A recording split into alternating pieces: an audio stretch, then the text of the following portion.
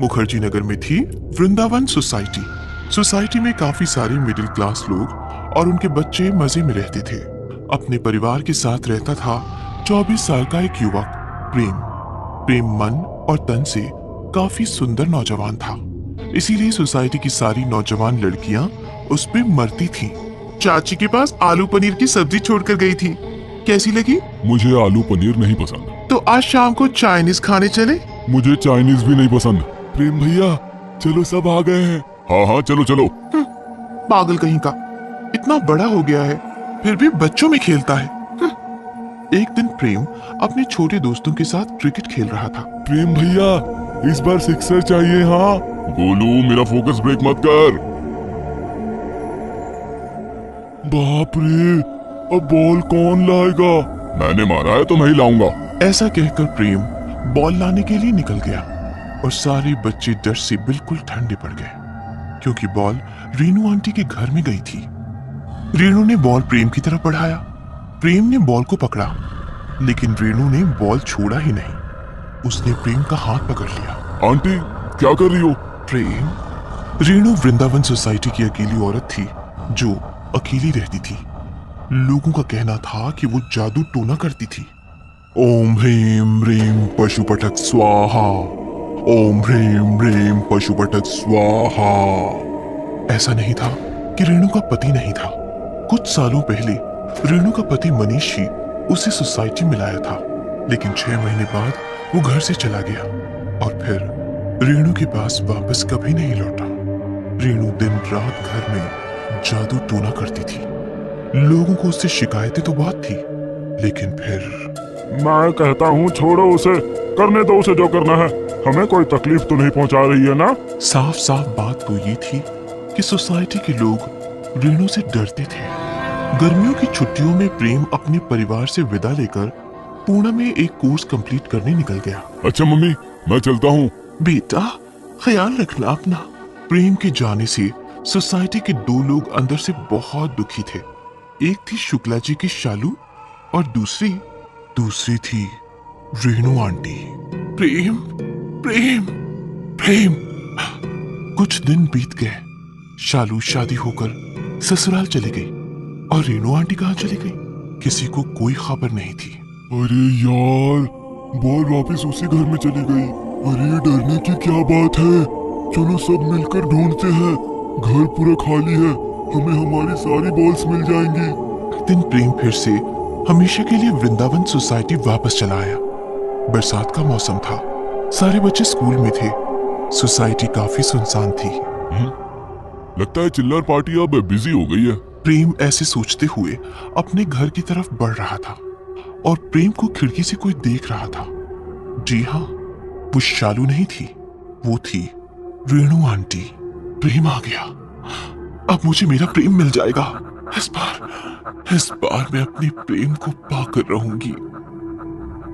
रात का खाना खाकर प्रेम अपनी बेडरूम में सो गया था। गहरी नींद में था काफी। उसने करवट बदली और किसी ने उसका माथा चूम लिया। दूसरे दिन सुबह हो गई।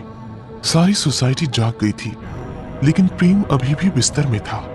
डॉक्टर उसका इलाज कर रहे थे। मुझे समझ नहीं आ रहा, इतना हल्का बुखार होने के बावजूद भी शरीर इतना कमजोर कैसे हो सकता है। अभी कुछ मेडिसिन दे देता हूँ, असर नहीं दिखा तो एडमिट कर देना। तू भूखी है ना? मैं भी भूखी हूँ, हम दोनों भूखी हैं। आज रात मेरी भूख तो मिट जाएगी। तू देख ले, तुम्हें अपनी भूख का क्या करना है।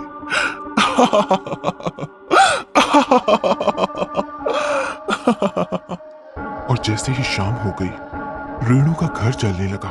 चाचा, उस घर को आग लगी है, बहुत सामान है उसमें। अरे तू कब गया था उस घर में? हम सब गए थे अपनी बॉल लाने। ठीक है, फायर ब्रिगेड को कॉल किया है मैंने, इतनी टेंशन मत लो।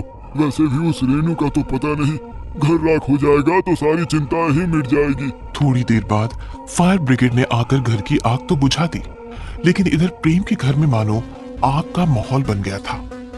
अजी सुनते हो, ये सांस ही नहीं ले रहा। क्या? अभी तो न्यूज़पेपर पढ़ रहा था। आप बातें क्या कर रहे हो? एम्बुलेंस बुलाओ जी। प्रेम बिस्तर में पड़ा ऐसा दिख रहा था मानो उसकी जान निकल गई हो, लेकिन उसकी जान निकली नहीं थी। वो बस खिड़की के पास खड़ी रेणु के साथ बातें कर रही थी। प्रेम कुछ बोलो ना। क्या बोलूं? क्या चाहती हो आप? क्यों बांध रखा है आपने मुझे? मैंने तुम्हें बांध रखा है क्योंकि मैं तुम्हें चाहती हूँ। लेकिन मैं आपको नहीं चाहता। बस एक रात चलो मेरे साथ। बस आज की रात तुम्हारा शरीर अस्पताल में रहेगा और तुम मेरे साथ शहर से बाहर। उसके बाद मैं खुद तुम्हें अस्पताल छोड़ने आऊंगी। प्रेम ने पीछे देखा तो उसका शरीर उसके परिवार वाले कब के अस्पताल लेकर गए थे। क्या सोच रहे हो प्रेम? मैं तुम्हारे लिए अपना घर संसार जलाकर खड़ी हूँ और तुम घर में अटके हो। ठीक है, इंतजार करो, बस मैं अभी आया। प्रेम अपने रूम से चलता हुआ घर से बाहर आंगन में आया तो उसने देखा कि रेणु का घर पूरा जला हुआ है। तभी रेणु आई और उसने प्रेम का हाथ पकड़ लिया। चलो चलते हैं। और फिर रेणु प्रेम का हाथ पकड़कर उसे अपने साथ ले गई। शाम के समय प्रेम ने रेणु के साथ अपना घर, अपनी सोसाइटी छोड़ दी, बस एक रात उसके साथ बिताने के लिए।